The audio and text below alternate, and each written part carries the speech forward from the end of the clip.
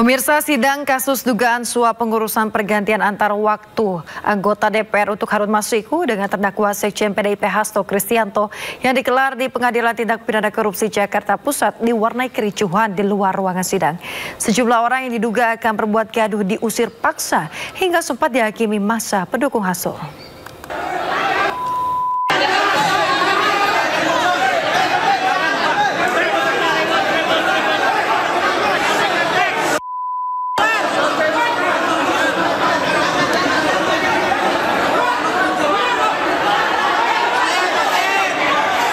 Dua pemuda tidak dikenal ini diusir paksa keluar oleh massa pendukung Hasto dari lobi utama Pengadilan Negeri Jakarta Pusat.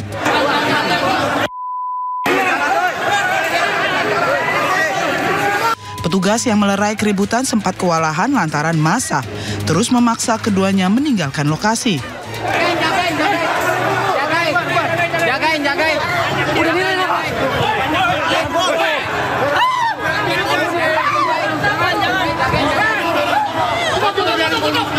Tiga orang lainnya yang juga dicurigai membuat keributan mendapat perlakuan yang sama hingga kelima pemuda yang mengenakan baju SAFE KPK itu berhasil dievakuasi keluar.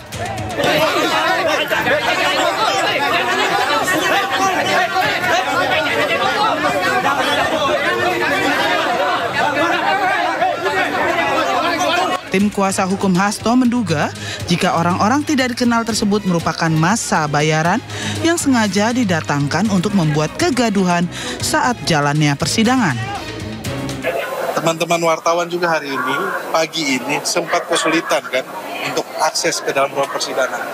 Sebenarnya kami juga menyampaikan, kami mencegah untuk orang-orang yang akan melakukan provokasi. Yang melakukan provokasi dengan memakai baju-baju seolah-olah mendukung penegakan hukum KPK. Teman-teman bisa melihat di depan masih banyak massa bayaran yang mendemo untuk meminta Pak Sekjen PDI Perjuangan untuk segera ditangkap. Ini artinya apa? Kasus ini adalah kasus politik dengan dalil penegakan hukum korupsi.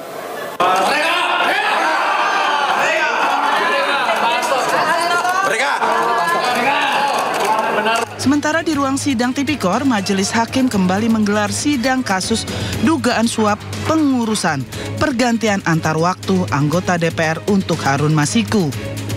Hasto Kristianto juga hadir dalam sidang dengan agenda mendengarkan keterangan saksi. Dari Jakarta, Rani Sanjaya, iNews melaporkan. Sementara Sekjen PDIP yang merupakan terdakwa kasus dugaan korupsi pergantian antar waktu anggota DPR untuk Harun Masiku, Hasto Kristianto menyebut persidangan yang dijalaninya merupakan daur ulang proses pengadilan yang telah berkekuatan hukum tetap. Menurut Hasto, tak ada fakta baru yang dihadirkan KPK.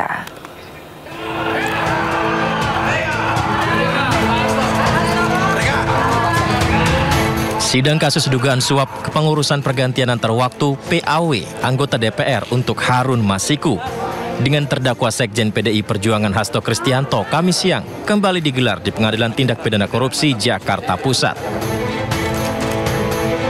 Sidang dengan agenda mendengarkan keterangan saksi ini, jaksa penuntut umum menghadirkan pengacara PDIP sekaligus tersangka kasus dugaan suap PAW Harun Masiku, yakni Doni Tri Istiqomah dan ex-komisioner Bawaslu Agustiani Tio Fridelina. Hasto mengaku keterangan saksi yang disampaikan seperti daur ulang saja kasus yang sebenarnya telah berkekuatan hukum tetap. Bagaimana ini betul-betul suatu daur ulang terhadap suatu proses pengadilan yang telah memiliki kekuatan hukum tetap dan kemudian diproses kembali segala sesuatunya dari awal. Padahal di dalam putusan pengadilan tersebut terhadap terdakwa Wahyu Setiawan, Saiful Bakri dan juga Agustian Tio, itu semua sudah jelas fakta-fakta hukumnya. Dan tapi demi menghormati seluruh proses, kita melihat bahwa banyak hal yang kemudian harus diputar kembali. Dan apa yang dijanjikan oleh KPK adanya fakta-fakta baru sampai hari ini tidak pernah terungkap, yang membuat proses ini harus diulangi kembali.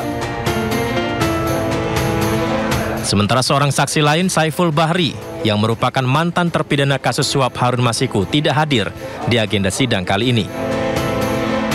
Dari Jakarta, Rani Sanjaya, iNews melaporkan.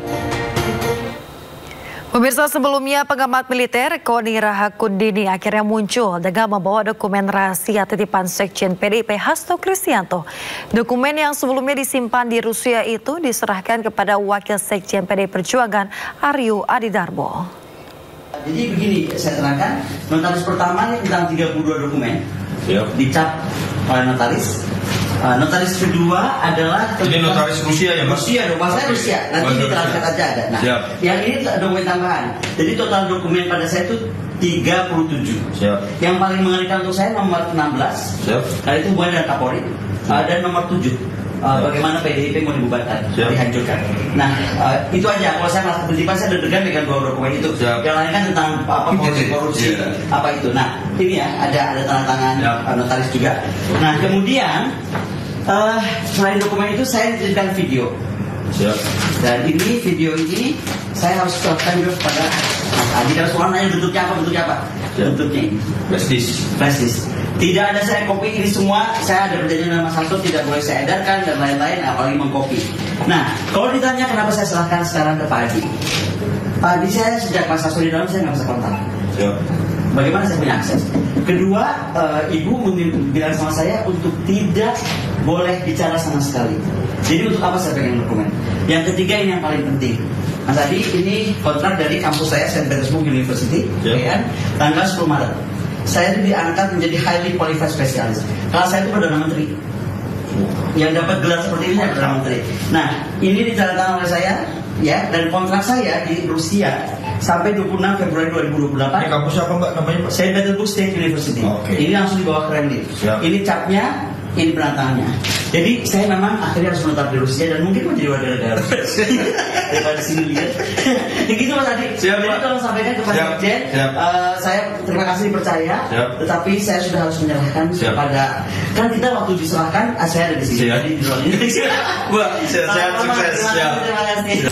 Pemirsa, saatnya kita simak pantauan arus lalu lintas. Kami telah terhubung dengan Brigadir Traslinda dari NTMC Polri yang kini berada di kawasan Kasablanka, Jakarta Selatan. Selamat pagi Brigadir Traslinda, silakan dengan laporan Anda.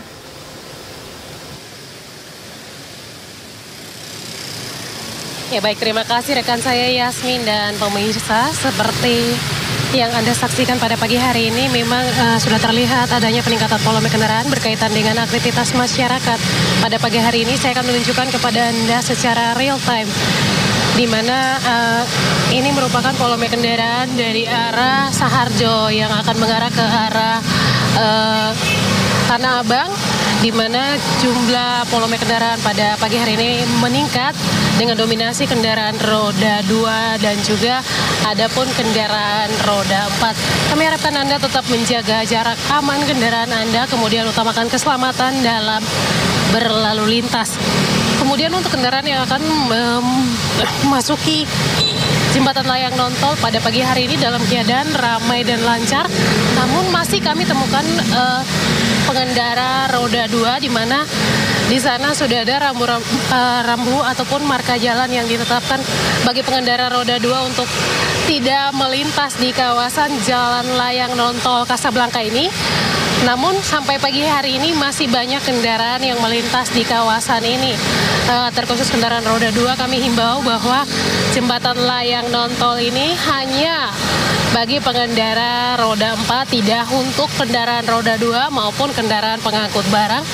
Hal ini sudah diatur di dalam peraturan perhubungan maupun Undang-Undang Lalu Lintas nomor 22 tahun 2009 tentang lalu lintas yang angkutan jalan, mengingat keselamatan di jalan nontol ini sangat berpengaruh apabila terjadi turbulensi angin dapat menyebabkan kecelakaan lalu lintas.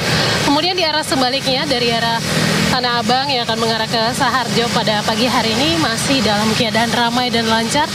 Tidak ada hambatan-hambatan di sana, namun prediksi kami pada pukul 10 ataupun hingga pukul 11 nanti akan terjadi peningkatan volume kendaraan di kawasan ini, mengingat kawasan ini juga ada aktivitas masyarakat yang akan mengarah ke Mall Casablanca pada pukul 10 nanti, sehingga akan terjadi peningkatan volume kendaraan. Untuk itu, bagi Anda yang akan melintas di kawasan ini, tentunya pastinya Anda selalu mengutamakan keselamatan dalam berkendara dengan selalu berhati-hati.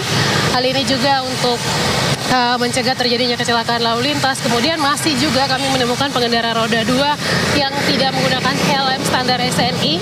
Kami tekankan kembali bahwa helm standar STNI ini sebagai standar keamanan di jalan untuk pengendara roda 2. Kemudian Yasmin, kami juga menginformasikan data RSMS Korlantas Polri, dalam kurun waktu 1 kali 24 jam terjadi 216 kasus laka lantas dengan rincian 21 orang meninggal dunia, 37 orang luka berat, dan 299 orang luka ringan. Dari data tersebut, 99% terjadi di jalur arteri.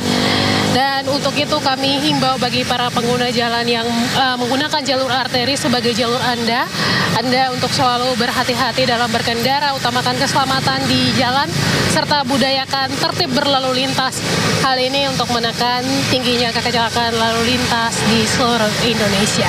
Dan bagi Anda yang akan mengupdate informasi seputar arus lalu lintas terkini, kami siap melayani Anda di 1506669 ataupun melalui SMS Center kami di 9119. Yasmin, kembali ke Anda di studio, silakan. Baik, terima kasih Brigadir Traslinda atas laporan Anda dari kawasan Casablanca, Jakarta Selatan. Selamat bertugas kembali dan salam presisi.